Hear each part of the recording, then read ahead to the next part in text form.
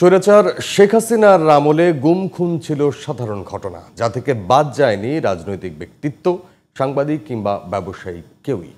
এমনই একজন মাইকেল চাকমা। পার্বত্য অঞ্চলের রাজনৈতিক দল ইউপিডিএফ এর সঙ্গে যুক্ত ছিলেন তিনি। ফ্যাসিস্ট হাসিনার আক্রোশের শিকার হয়ে দীর্ঘ 5 বছর 3 মাস থেকেছেন আয়নাঘরে।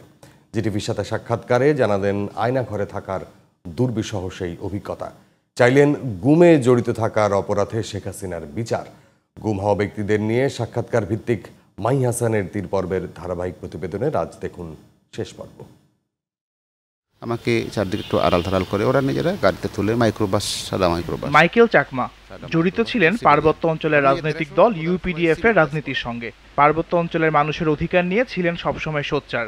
সেটি কাল হয়ে দাঁড়ায় মাইকেল চাকমার জীবনে। ঢাকা থেকে তাকে তুলে নিয়ে যায় সাদা পোশাকে কয়েকজন।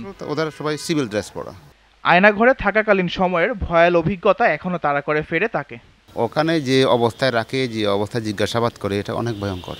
একটা চেয়ার ছিল, মনে হয় স্টিলের চেয়ার হবে, বসিয়ে হার্টে লক দেওয়ার ব্যবস্থা আছে, এই গোড়ালিতে লক দেওয়ার ব্যবস্থা আছে, কোমরে পেঁচিয়ে পেঁচিয়ে একটা রছি বেলের মতো একদম মাথা পর্যন্ত পেঁচায় শক্ত করে, মানে নাড়াচাড়া করানোর সুযোগ নয়। ওই চেয়ারটা রোলিং চেয়ার, একদম ঘুরে।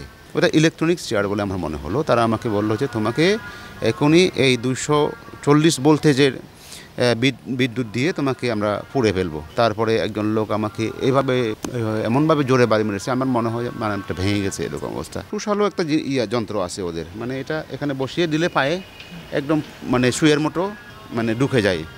গুমের শিকার ইউপিডিএফ নেতা আয়নাঘরে বন্দী থাকাকালীন সময় হারিয়েছেন বাবাকে। তাকে ফিরে পাবার আশা ছেড়ে দিয়ে শেষকৃত্য করে ফেলেছিল মাইকেলের পরিবার।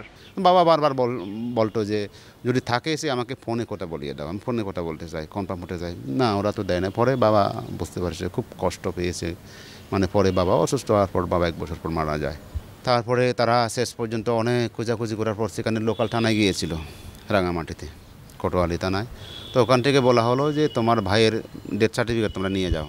তো আমার পরিবার থেকে সেটা তারা ডিনাই করেছে, না আমরা কেন ডেথ সার্টিফিকেট নেব, তোমরা আমার লাশ দাও। পরে আবার একটা সময় এসে যখন 2-3 বছর চলে যায়, অনেকেই তো বলে যে সে আর ফিরে আসবে না। সবার ধারণা ছিল যে আমি মারা গেছি। তো পরে তারা আমার শেষকৃত্য করে দেয়। গুমের শিকার এই ব্যক্তি নিজের গুম হবার পেছনে সরাসরি দোষারোপ করেন স্বৈরাচার শেখ হাসিনাকে। সর্বোচ্চ শাস্তি দাবি করেন হাসিনার।